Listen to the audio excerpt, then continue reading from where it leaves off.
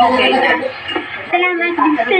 No problem. Thank you, sir. Ay, kumusta na si Kalot? Ay, Tia Marietta, nga si Kalot pang kamusawon mo, dapat si Kapitan. Ay, tingnan nga kumusahon ko siya ya.